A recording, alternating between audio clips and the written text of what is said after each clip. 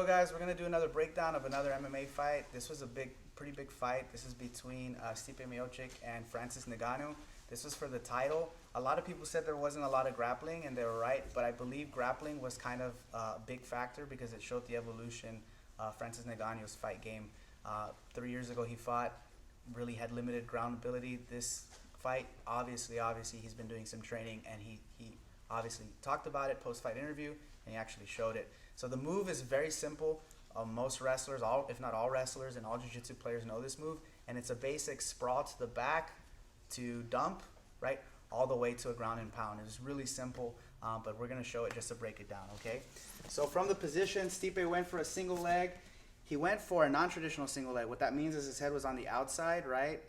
And maybe he was trying to bait Francis to go for a guillotine. The problem with that is if Francis went for the bait, and he almost did, he wrapped around the head, then Stipe would have escaped and probably stayed up on top with his ground and pound. So instead, he stuffed the head to the inside, kept stuffing it, and if you pay attention to his foot, he brings the foot out and hooks outside. So now Stipe doesn't have control of that foot. Remember, when you get with a single leg, you either want to isolate the leg in between your legs or carry it to the inside.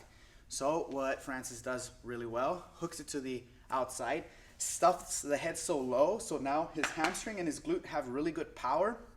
And so from here he starts sprawling with double under control, stuffing his opponent, which is Stipe, right? Heavy sprawl. From here immediately, I'm gonna go to the other side, but he actually went to his right. So I'm just gonna go to my left so y'all can see. He trapped the tricep. So if you were to look at this side, he trapped this tricep before he comes to back control. So I'll do it the other way. Traps the tricep, goes to back control. Here, Stipe comes up. As he comes up, he has good control, and he goes for a basic hip leg trip.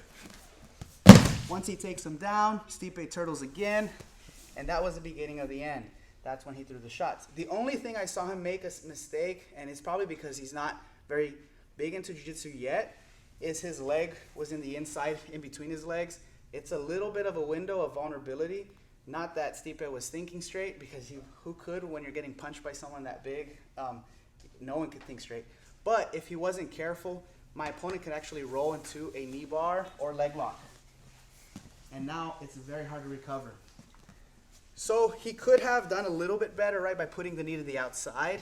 Now I'm safe. Now I can still throw the punches without being vulnerable. But he still got the job done. It showed his evolution as a martial artist. It showed that he can, really focus on stuffing the single leg. And his switch to the back looks so smooth that if you were ever to see this film and not see any of his past fights, you would have expected that he wrestled before. I think it was so significant that really dictated the tone of the fight. So if you watch it again, look for those details. Good job on Francis's camp to really incorporate wrestling and jiu-jitsu. This is a simple technique, but I hope you guys enjoyed.